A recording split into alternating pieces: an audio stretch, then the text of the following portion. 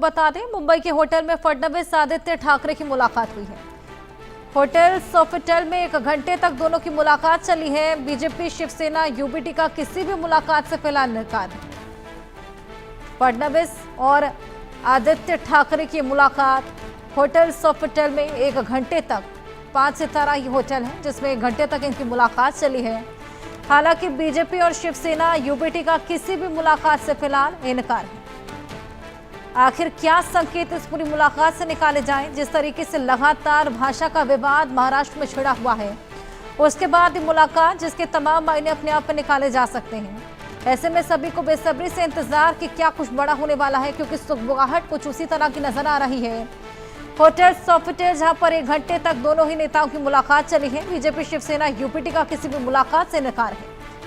Devendra Fadnavis current CM और आदित्य ठाकरे की मुलाकात, आखिर इस मुलाकात के क्या संकेत, इसको लेकर फिलहाल सस्पेंस बरकरार है। हालांकि बीजेपी और शिवसेना यूपीटी का किसी भी मुलाकात से इनकार देखने को मिला। ये महाराष्ट्र की राजनीति से जुड़ी बेहद बड़ी खबर। देवेंद्र फडणवीस करंट सीएम और आदित्य ठाकरे की मुलाकात से तमाम सवाल खड़े होने लगे हैं, तमाम संकेत सामने आने लगे हैं। हालांकि इस संकेत पर फिलहाल किसी भी तरह की कोई मुहर नहीं। बीजेपी शिवसेना यूपीटी का किसी भी मुलाकात से इनकार है, लेकिन होटल सोफिटेल जहां पर 1 घंटे तक की पूरी मुलाकात चली है।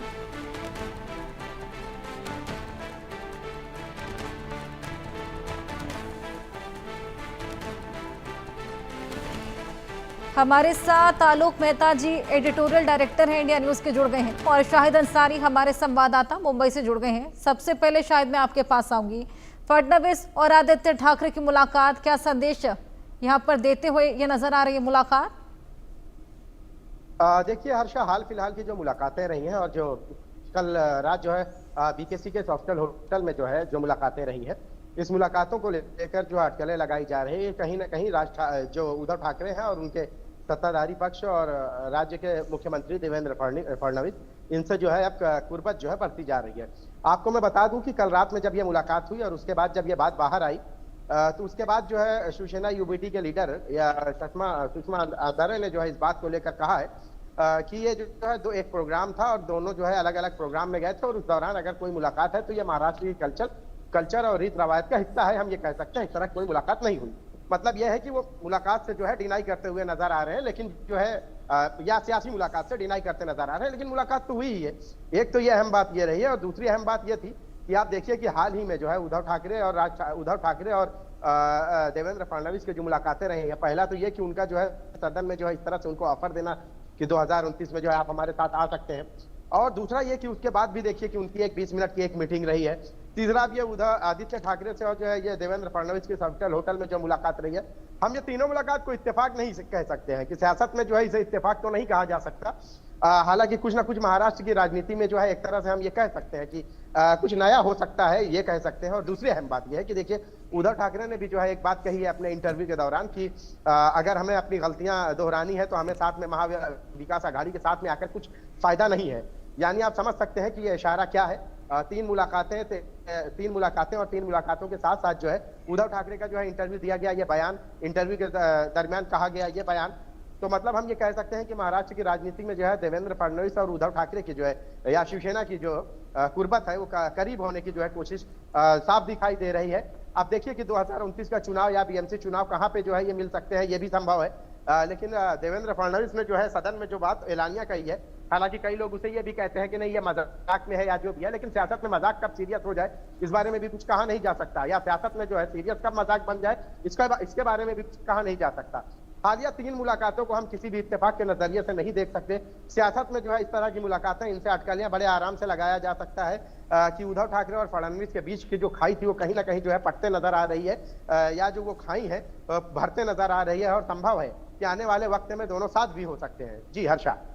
बिल्कुल आलोक जी, मैं आपके पास आऊंगी। सबसे पहले भाषा विवाद, फिर ठाकरे ब्रदर्स का साथ आना, फिर ये मुलाकात और उसके बाद इनकार, क्या मायने इसके निकाले जाएं? औपचारिक मुलाकातों को हम ये तो मान सकते हैं कि जैसा आपने संवाददाता कह रहे हैं कि ठीक है साहब, कहीं मुलाकात हो गई, 2 कार्यक्रम वहीं पर थे उसी होटल में, तो ये एक शिष्टाचार पुरानी परंपरा रही है, उसको हम, लेकिन इसके पहले आदित्य ठाकरे का भविष्य, असली मुद्दा ये है कि जैसे सुप्रिया सुले के लिए शरद पवार जी काफी बुजुर्ग हैं, सबसे वरिष्ठ नेता है, मराठा नेता, और इसीलिए अब इनको बाल ठाकरे के परिवार से यदि उत्तराधिकारी किसी को बनाना है तो उद्धव ठाकरे, राज ठाकरे को तो नहीं बनाएंगे, वापस उनको तो नहीं, इतना ज्यादा साथ आ गए हैं केवल मुंबई महानगर पालिका चुनाव के लिए। तो दोनों पक्षों ने एक विकल्प, जिसको कह सकते हैं कि ओपन रखे हैं। जैसे आप महाभारत में कहा जाता था ना, यूं तो कौरव पांडव भी रात को जाकर के मिल लेते थे, श्री कृष्ण जाकर के कुछ रास्ता निकाल देते थे। इसी तरह से ये कहा जाता है कि भाई अपना ये ध्यान रखिए कि दावानल से निकलने के लिए एक बिल भी काफी होता है, तो एक सुरंग बना के रखना सुरक्षित उद्धव ठाकरे के लिए भी आवश्यक है, क्योंकि वो शरद पवार के साथ और कांग्रेस पार्टी के साथ कितना फायदा उठा पाएंगे वो उनको समझ में आ रहा है। आदित्य ठाकरे की स्थिति वैसी नहीं हो सकती है। जैसे अजित पवार जो है वो कोई सरेंडर तो करने के मूड में है नहीं, तो वहां तो अजित पवार और शरद पवार एक होने वाले नहीं है। यहाँ पर एकनाथ शिंदे, दूसरी सबसे महत्वपूर्ण बात यह है कि हाईकमांड के बिना कोई भी पत्ता नहीं हिल सकता महाराष्ट्र में, और हाईकमांड ने एकनाथ शिंदे को मराठा नेतृत्व के रूप में एक बार अपना बनाया है, तो वो उसको आगे बढ़ाते रहेंगे जब तक ऐसी स्थिति नहीं आती कि कोई सीधा ही एकनाथ शिंदे ही बीजेपी में आ जाए या पूरी पार्टी ही विलय कर ले। कभी ऐसा हो, या अलग भी रह करके भी दोनों पार्टियां जो उनके समर्थक हैं, उद्धव ठाकरे के भी, आदित्य ठाकरे को भी स्वीकार कर ले। जो ऑफर सुप्रिया सुले के लिए भी कभी रहा था कि भाई यदि एनसीपी आना चाहे, जिस तरह से अजित पवार आ गए हैं, तो सुप्रिया सुले आ जाए, उनको केंद्र में मंत्रिमंडल मिल सकता है, स्थान मिल सकता है। तो आदित्य ठाकरे का भविष्य दांव पर है। बीजेपी का लिए लोग ये जरूर चलाते हैं कि देवेंद्र फडणवीस के लिए एकनाथ शिंदे, लेकिन हाईकमांड से एकनाथ शिंदे को जब चुना गया है तो उनको भी साथ में रखा गया, डिप्टी चीफ मिनिस्टर बना रखा है। इसलिए ये भी नहीं कह सकते कि उनको नाराज करने की इच्छा है कि साहब ठीक है वो जो जाना चाहे चले जाएं, वो जाएंगे भी नहीं। उनको एक आगामी रणनीति के तहत रखा गया है, और देवेंद्र फडणवीस की राष्ट्रीय भूमिका अभी नहीं तय हो रही है। अभी तत्काल चुनाव है, उसके बाद भी चुनाव महाराष्ट्र के होंगे। कब उनको राष्ट्रीय राजनीति में लाया जाएगा ये समय बताएगा। आपका क्या आधार कार्ड है? बिल्कुल बिल्कुल आलोक जी, बेहद इंपॉर्टेंट पॉइंट्स आपने यहाँ पर रेज किए। आप दोनों के पास मैं वापस आऊंगी। इसी बीच महाराष्ट्र में भाषा पर जुबानी लड़ाई लगातार जारी।